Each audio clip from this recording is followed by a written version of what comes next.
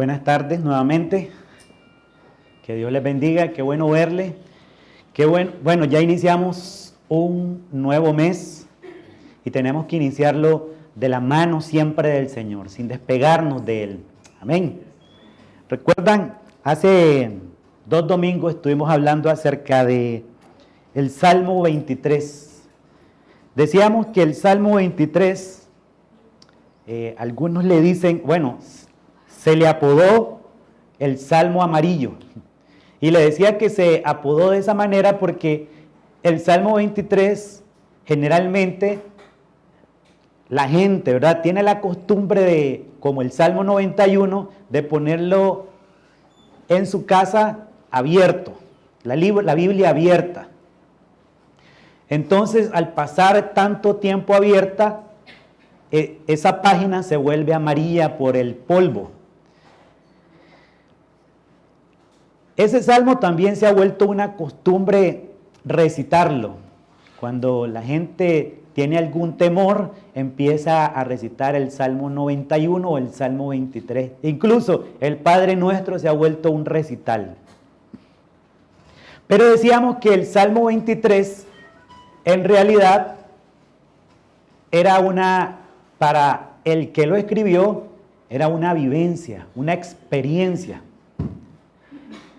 Él decía que la primera frase, el Señor es mi pastor, y todo lo que continúa dependía de la primera frase, el Señor es mi pastor. Y esa frase reconoce que el Señor era su pastor y él se pone como una oveja dependiente del pastor. Y decía él, nada me faltará, ¿por qué? Porque mi pastor está conmigo.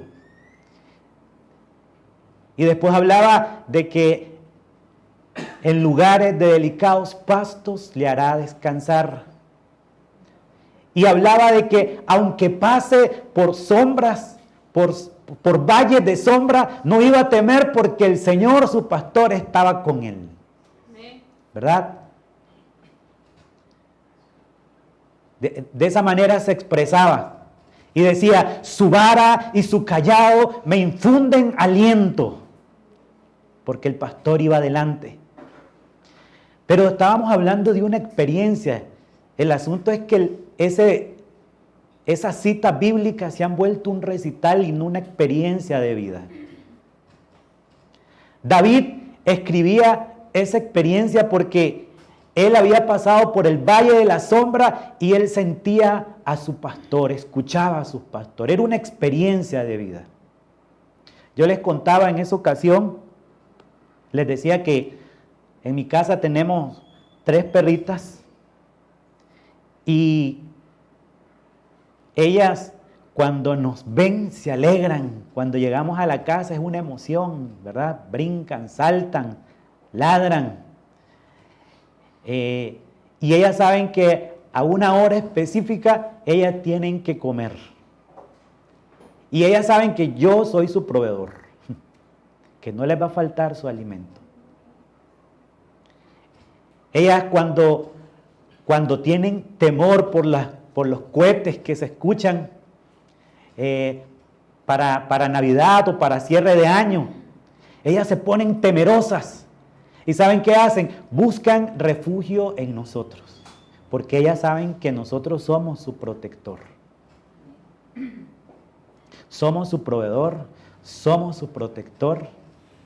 Cuando tienen miedo, se acercan a nosotros. Y un día yo me puse a pensar y dije, definitivamente Dios debe hacer así con nosotros. Nos provee, nos protege, nos da seguridad. Pues esa es la experiencia que tenía David cuando decía, el Señor es mi pastor. Lo que pasa es que David era un pastor de ovejas y sabía cuál era la función de un pastor de ovejas: proteger a la oveja del león, del lobo, proveerle, cuidarla. Y él decía, yo soy la oveja, en otras palabras. Era una experiencia de vida. Y es que la Biblia, toda la palabra del Señor tiene que ser una experiencia de vida. No podemos solo recitarla. No podemos solo tenerla guardada en la mente y recitarla únicamente, sino que tenemos que experimentarla, la palabra del Señor. Bueno, hoy voy a cambiar completamente de tema. Voy a hablar acerca de un tema que a todos en la vida de alguna manera nos pasa. Algunos más, otros menos, pero a todos nos pasa. Y tiene que ver, bueno, el tema es la soberbia. Pero quiero empezar leyendo el Mateo 11:29, que dice de esta manera: carguen con mi yugo, esto lo dice palabras de Jesús, y aprendan de mí, pues yo soy apacible y humilde de corazón, y encontrarán descanso para su alma. Si usted nota, Jesús dice, aprendan de mí. Y con esta expresión, se nos quiere decir que la humildad no es un don. Es decir, no se puede transferir por oración, por imposición de manos, ayunando, sino es algo que debemos de comprender. Aprendan de mí, dice. Y quiero darles un concepto de humildad, aunque para poder contrastar lo que vamos a hablar, dice que humildad es la actitud de la persona que no presume de sus logros y reconoce sus fracasos y debilidades. Lo cierto es que esta vida, este mundo que vivimos, nos habla de tener una alta autoestima y nos enseña a exigir nuestros derechos, a no bajar la cabeza ante nadie, incluso a conquistar a la fuerza.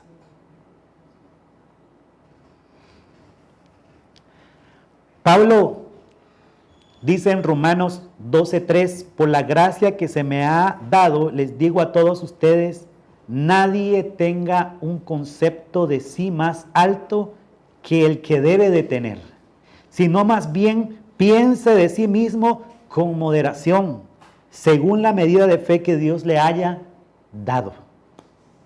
Pablo, a través de estos versículos, nos llama a que seamos moderados, a que tengamos un concepto moderado de sí mismo.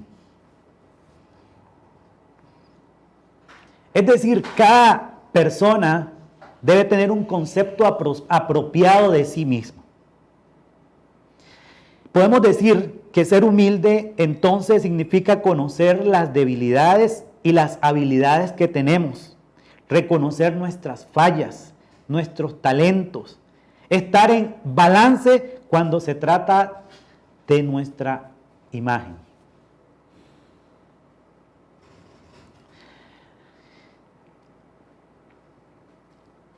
Alguien dijo que el orgullo, esto lo he dicho en varias ocasiones, es como el mal aliento. Todo mundo sabe que uno tiene mal aliento, pero uno no lo sabe, ¿verdad? Todo el mundo lo sabe menos uno.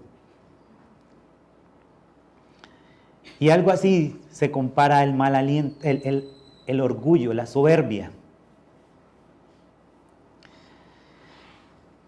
Quiero leerles también Proverbios 6:16 y dice de esta manera: 6 cosas aborrece Jehová y aún 7 abomina su alma: los ojos altivos, la lengua mentirosa, las manos derramadoras de sangre inocente, el corazón que maquina pensamientos inicuos, los pies presurosos para correr al mal, el testigo falso que habla mentiras y el que siembra discordia entre hermanos. Oiga lo que dice la Biblia, ¿verdad?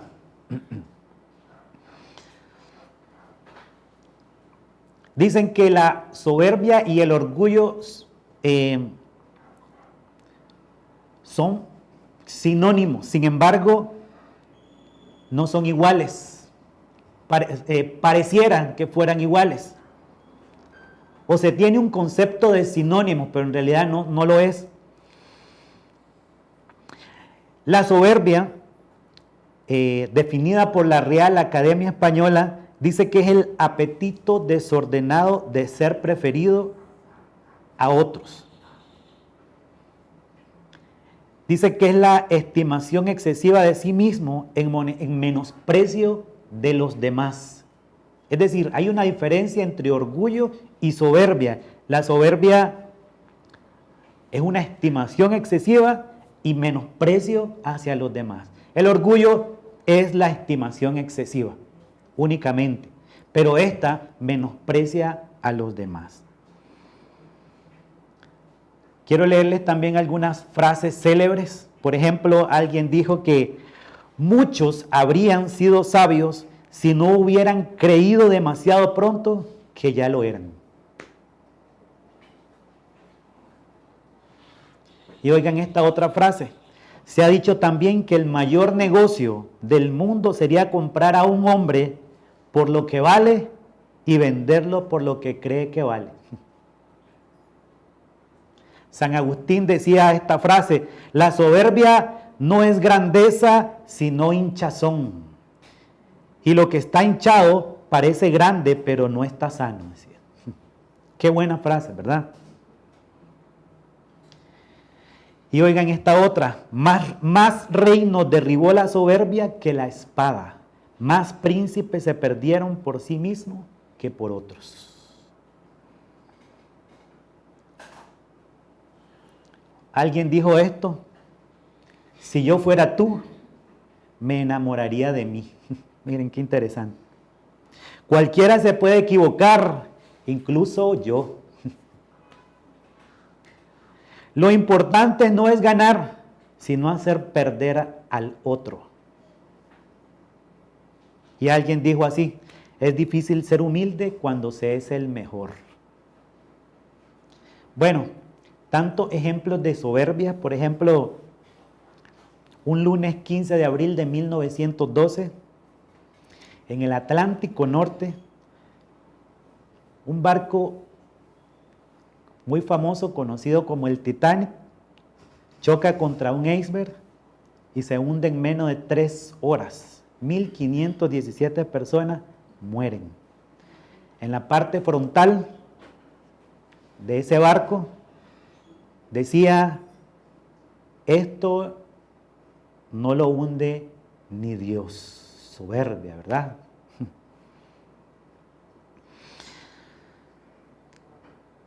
Bueno, a diferencia de la soberbia, que tiene similitud, pero no es igual, el orgullo se alimenta de sus logros. Y le decía que la soberbia no solo de sus logros, sino de la derrota y el menosprecio de las demás personas. ¿Me estoy explicando de esa parte? Ok. Bueno, se pueden definir modalidades de soberbia. Por ejemplo, la soberbia que se manifiesta. Usted puede observar, y esto se da mucho se da en todas las personas, pero se ve más en políticos, en artistas, gente que se siente que llegaron muy alto y se sienten muy grandes, ¿verdad? Y dicen, con todo el perdón, pero dicen estupideces al final.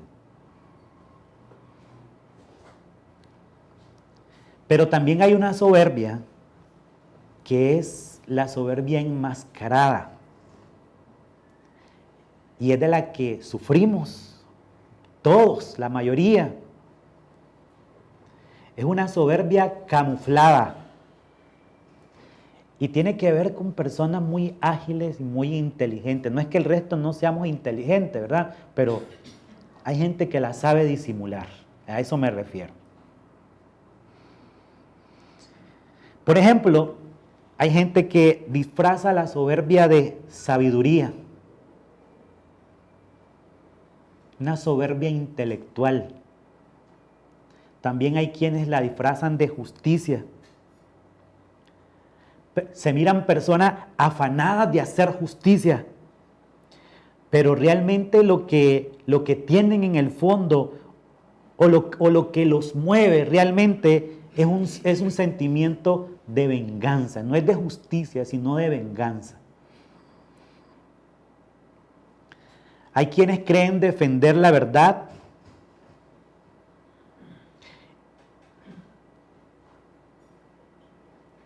pero en realidad lo que hay dentro de su corazón es un deseo de venganza, ¿verdad? Y este tipo de gente quiere juzgarlo todo. Quiere tener una opinión firme sobre todo. Precisarlo todo. Hay otra que se disfraza muy bien, es la de servicio. Pareciera ser una persona abnegada, pero esconde un curioso victimismo resentido. Son aquellas personas que hacen las cosas, pero con un aire de víctima. Soy el único que lo hago. Nadie más lo hace. O lamentándose de lo que hacen los demás. Mirá esto, en cambio, mirá lo que hacen.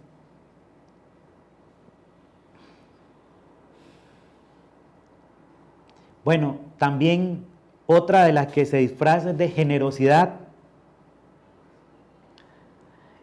Generosidad ostentosa que ayuda humillando, mirando a los demás por encima del hombro, menospreciando, ¿verdad? No sé si ha visto esto, pero es difícil de notarlo porque se camufla bien. Pero para identificar cuando estamos siendo soberbios o cuando vemos a alguien siendo soberbio, podemos notarlo también. Por ejemplo, las personas soberbias jamás admiten tener culpa de nada. ¿Y por qué? Porque no quieren oír hablar de sus defectos y acaba creyendo que no los tiene. Una frase también dice: la única vez que me equivoqué fue una vez que creí que me había equivocado. Pero es que no quieren oír de sus defectos, repito, y acaban creyendo que no los tienen. Jamás admiten tener culpa de nada. Bueno, y esto pasa en la familia. Otra característica es que se exalta constantemente. Repite constantemente lo sagaz que es, sus propios méritos. Dice que un día un león se despertó y en un momento, despertándose mientras se levantaba de ese sueño, dijo que no recordaba haberse sentido tan bien en su vida como ese día. Se sentía tan saludable y fuerte que pensó que no habría en el mundo nada que lo pudiese vencer. Y con ese sentimiento de grandeza se encaminó hacia la selva. Ahí se encontró una víbora y le preguntó: víbora, dime, ¿quién es el rey de la selva? La víbora le respondió: tú lees, no hay otro. Luego se encontró un cocodrilo y le hizo la misma pregunta: cocodrilo, ¿quién es el rey de la selva? Y el cocodrilo le dice: tú, no hay otro. De pronto le salió al paso un elefante. Y cada vez que un animal de la selva le decía tú, no hay otro, él se sentía más gigante, más fuerte, ¿verdad? Su ego se alimentaba, pero se encuentra al elefante y le dice, el elefante, dime quién es el rey de la selva. Dice que el elefante con su trompa lo enrolló y lo empezó a hacer para atrás, para todos lados, ¿verdad? Y de pronto lo tiró. Lo arrojó al suelo. Y el león le dice, basta, no hay necesidad que te enfurezcas tanto solo porque no sepas la respuesta. Le dice. Aún así no admitía que hubiera otro superior a él. Lo cierto es que así pasa cuando tenemos soberbia y se nos alimenta ese ego. Otra de las cosas es que el necio no se deja, el soberbio no se deja corregir. Sucede que cuando se confronta y se trata de corregir, él siente que lo están atacando, que es un ataque personal. Dice Proverbios 9, 7 y 8. Si corriges a los burlones, solo ganarás que te insulten. Si reprendes a los malvados, solo te ganarás su desprecio. No reprendas a los burlones o acabarán por odiarte. Mejor reprende a los sabios y acabarán por amarte. Y el Salmo 50, 16 al 21 dice, al malvado Dios le dice, tú no tienes ningún derecho de andar repitiendo mis leyes ni de hablar siquiera de mi pacto, pues no quieres que te corrija, ni tomas en cuenta mis palabras. Si ves a un ladrón, corres a felicitarlo. Con gente infiel en su matrimonio haces grande amistad. Para hablar mal no tiene freno tu boca. Para decir mentira se desata la lengua. A tu propio hermano lo ofendes y siempre hablas mal de él. A pesar de todo eso, he preferido callarme, pero estás muy equivocado si crees que soy como tú. Ahora voy a reprenderte, voy a aclararte las cosas. Eso dice el Salmo 50, 16 al 21. Una persona soberbia siempre cree que todo lo hace bien, que toma las mejores decisiones y jamás se equivoca.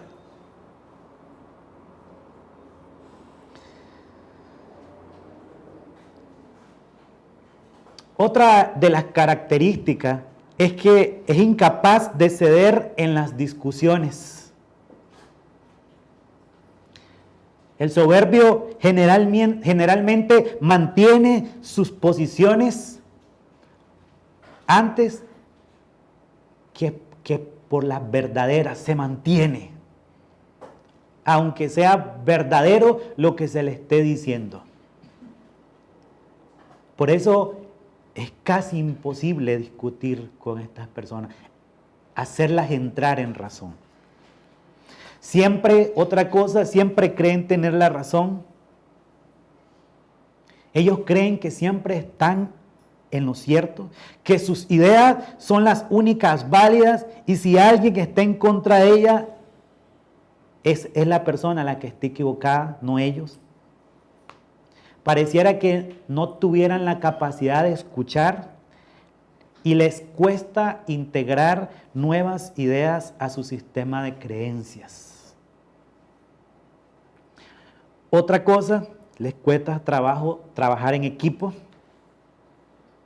Su sistema de gobierno es, como dicen, piramidal. Siente que no necesita de nadie, que todo lo puede hacer él o ella. Se siente suficiente. Pero vean esto también. Generalmente, otra característica es que son vulnerables ante el fracaso o la derrota. Lo cierto es que cuando se fracasa, se derrumban. no aceptan la derrota o no capitalizan la derrota, no saben aprovechar el fracaso o la derrota. Y generalmente siempre alguien tiene cuando es trabajo en equipo, siempre alguien tiene la culpa. Jamás pueden admitir que son parte del fracaso o de la derrota. Y otra de las características, y obviamente por eso no les gusta fracasar o perder, porque tienen temor a hacer el ridículo. Generalmente las personas, les hablaba de políticos que se sienten muy grandes o artistas que se sienten muy grandes, que se sienten poderosos. Estas personas generalmente carecen del sentido del humor.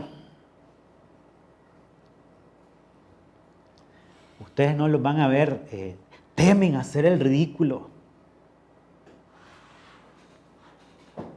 Son personas egoístas. Ellos quieren ser el centro de todo. Se interesan solo por sí mismos y por sus cosas. Cuentan que estaban dos escritores de novela. Uno de ellos, que era soberbio, empezó a hablarle al otro escritor acerca de su novela. Y pasaron horas y horas hablando acerca de su novela y el otro escuchando muy pacientemente. Cuando terminó de hablar de su novela, le dice, ahora hablemos de ti, le dice. Dime qué te pareció mi novela. Siempre quería que hablaran de él. Él era el centro. Solo le interesan sus cosas. Primero yo, segundo yo, tercero yo. Y yo soy el preferido. Generalmente estas personas tratan a los demás con tanta severidad como es indulgente consigo mismo. Critican, manifiestan abiertamente fallos de otros, errores, defectos de los demás. ¿Con qué intención? Con la intención de dejar mal a la otra persona. Ante otros, obviamente. Nunca generalmente reconoce los logros de los demás. Siempre están criticando, haciendo ver los errores y los defectos de los demás, repito, con la intención de hacerlos quedar mal ante otros. Generalmente critican, pero obviamente caen en la locura. ¿Cuántas veces por soberbia no hemos caído en la locura? ¿A qué me refiero cuando les digo de locura? Bueno, ¿cuántas relaciones matrimoniales se han perdido? ¿Cuántos matrimonios de años? 20 años, 15 años, 25 años. Se han perdido solo por no decir una frase, por no reconocer una frase. Tenés razón, me equivoqué. Discúlpame, por favor. Pero se mantiene la posición de cada quien y nadie cede y termina el matrimonio de años. Acabó el matrimonio. Es una locura, diría yo, que con frases tan sencillas, reconocer que me equivoqué, pedir disculpas.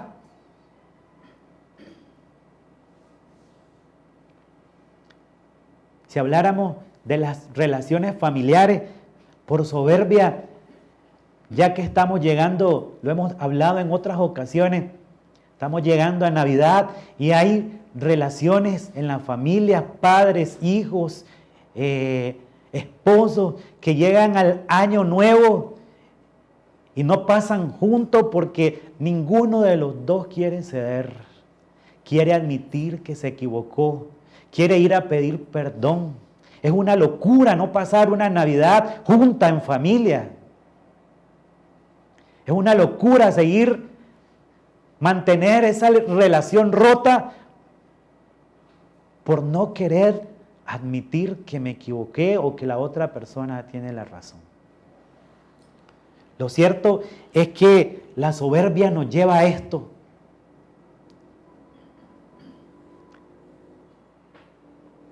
Bueno, y otras personas se meten al vicio.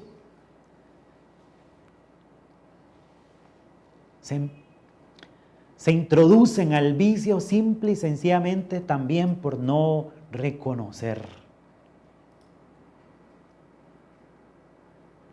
Por gente que no quiso recibir un consejo a tiempo, o si lo recibió, no lo quiso, no lo apreció y no lo aplicó a su vida, y lamentablemente los vemos ahogados en vicios. Por no reconocer que otra persona te estaba dando un consejo y que era bueno para su vida. ¿Me estoy explicando? Lo cierto es que por la soberbia se sacrifica cosas que valen la pena.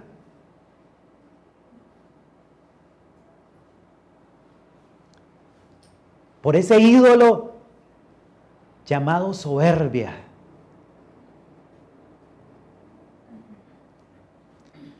Familias que tienen años de no verse, de no hablarse, de no tratarse. Qué triste, ¿verdad? Y cosas que están tan cerca de solucionarse. Decíamos que la persona soberbia habla mucho de sí mismo. Si ellos no son el tema central de conversación, inmediatamente decae su interés en la participación y el diálogo con los demás. Tienen que ser ellos.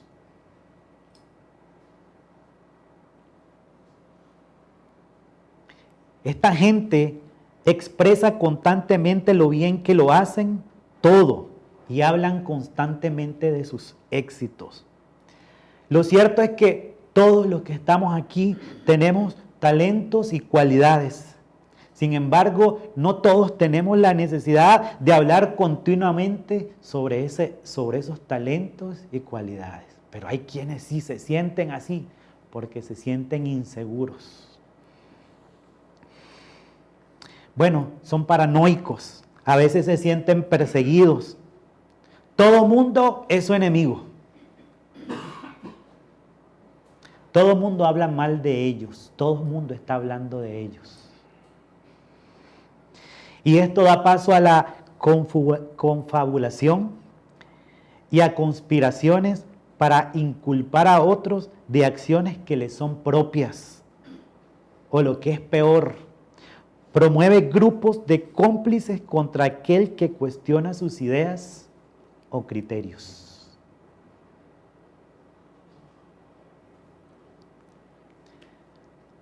Otra característica, porque son egoístas, porque hablan tanto de sí mismos, son personas que no saben amar, no pueden amar, porque se aman tanto a sí mismos que les queda muy poco amor hacia los demás. Y generalmente esto hace que sea casi imposible la convivencia, el trabajo en equipo, volviendo las relaciones insufribles. Este tipo de persona reclama generalmente sumisión, acatamiento e incluso hasta servilismo.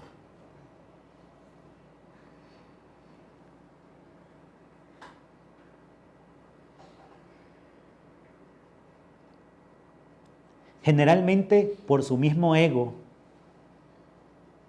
no suelen pedir perdón.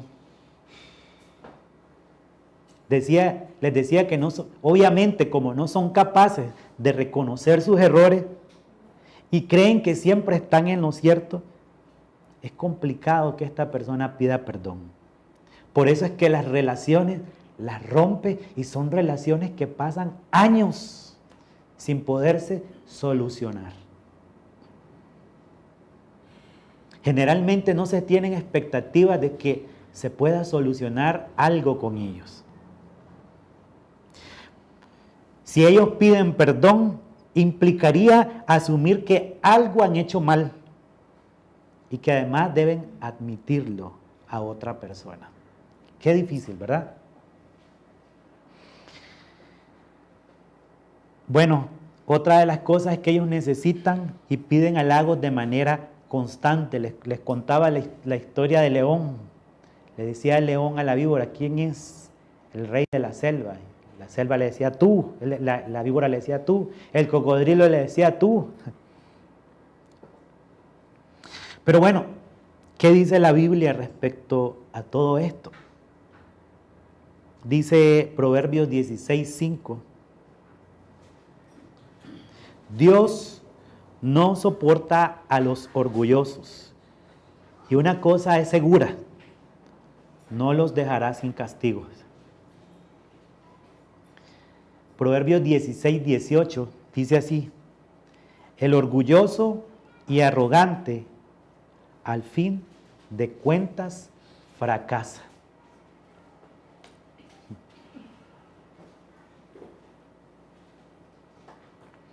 El Proverbios 29:23: la soberbia del hombre le acarrea humillación, pero al humilde de espíritu lo sustenta la honra. Y oigan esto, que esto es clave. Cuando uno ve a una persona soberbia, que se siente grande, crean, estoy convencido de esta manera. Porque así lo dice la Biblia también, pero ya lo hemos visto, ya lo hemos vivido, ya lo hemos experimentado también como persona. Cuando la soberbia sale, flota, sale a fluir, lo que viene enseguida es la caída, el fracaso.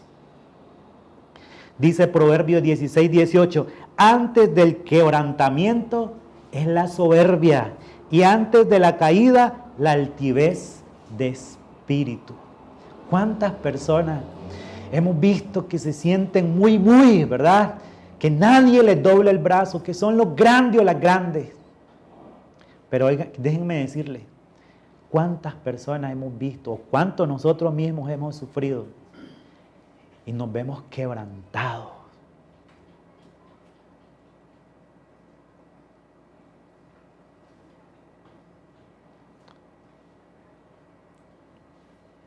¿Me explico? Ya cuando estamos allí, se nos viene abajo toda soberbia. Gente que pone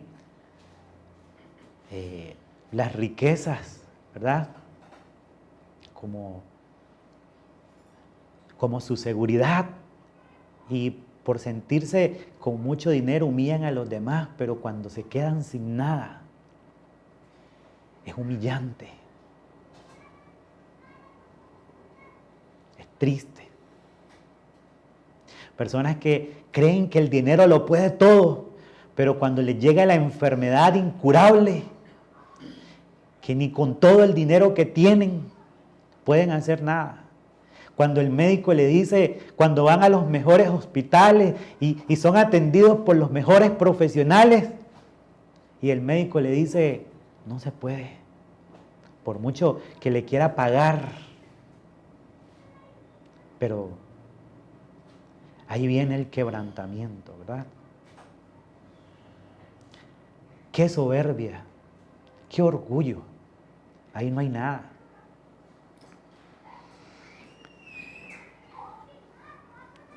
En Daniel 4:29 hay una historia, rápidamente la leo. Daniel 4:29 dice, 12 meses después, mientras daba un paseo por la terraza del Palacio Real de Babilonia, exclamó, miren la gran Babilonia que he construido como capital del reino. La he construido con mi gran poder para mi propia honra. No había terminado de hablar cuando desde el cielo se escuchó una voz que decía, Este es el decreto en cuanto a ti, rey Nabucodonosor. Tu autoridad real se te ha quitado.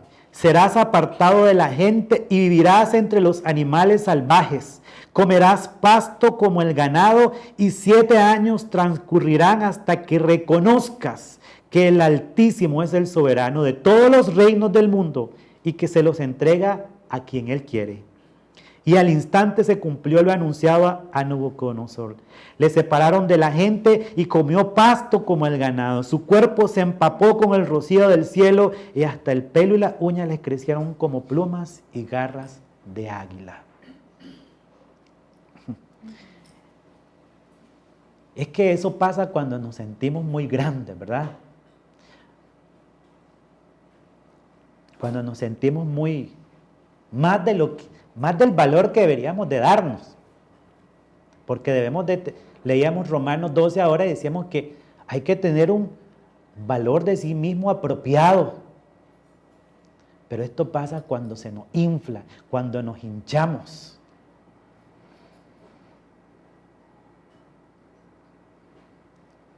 Santiago 4:6 dice de esta manera, hablando de Dios, dice, pero Él da mayor gracia. Por esto dice, Dios resiste a los soberbios y da gracia a los humildes. Bueno, ¿qué le puedo decir yo? La mejor recompensa que nos debería de motivar a botar todo orgullo y soberbia es que Dios da gracia a los humildes.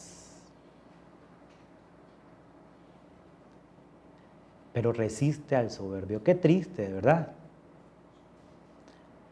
Aparte de que mucha gente puede aislarnos y rechazarnos por nuestra actitud soberbia, también dice que Dios resiste al soberbio, pero da gracia a los humildes. Lo cierto es que ningún hombre puede sobrevivir sin la gracia y la misericordia de Dios.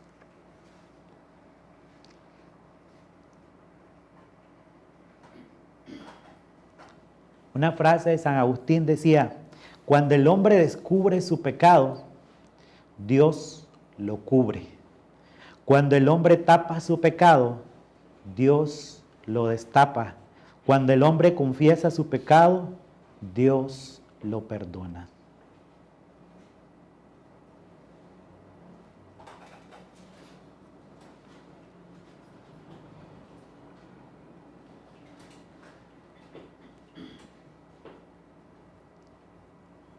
Termino leyéndoles nuevamente la cita bíblica en Mateo 11:29, cuando Jesús dijo lo siguiente, carguen con mi yugo y aprendan de mí, pues yo soy apacible y humilde de corazón y encontrarán descanso para su alma. Aprendamos del Señor. Aprendamos de esa actitud de vida. Reconozcamos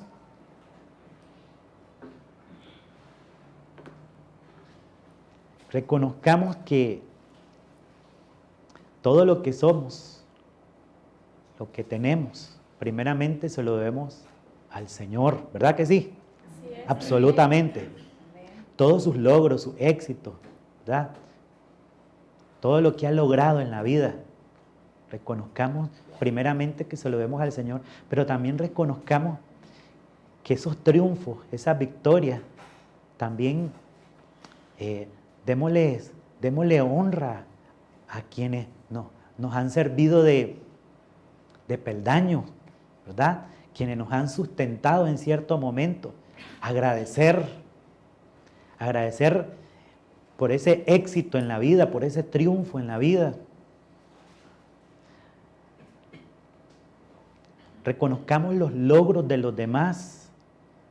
Reconozcamos que solo no podemos. Que para llegar donde hemos llegado necesitamos de una o varias personas.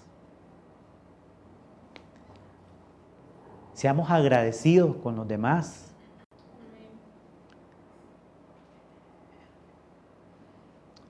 También no lleguemos a caer a la locura, les decía, de perder relaciones, de perdernos fechas tan importantes donde la familia debe estar juntos por simple y sencillamente mantener una posición cuadrada. Qué difícil al hombre se le hace decir, perdón, me equivoqué, discúlpeme, por favor, ¿verdad? Qué difícil se nos hace. Aprendamos del Señor, como Él dice, aprendan de mí. Pero aprender significa que debemos de ver a ese modelo de vida, de ir a la palabra, de conocer cómo caminó Jesús. Y aprendamos de esa cualidad tan importante que es la humildad. Amén. Bueno, oramos al Señor, ¿qué le parece? Oramos y le damos gracias al Señor por su misericordia, por su amor,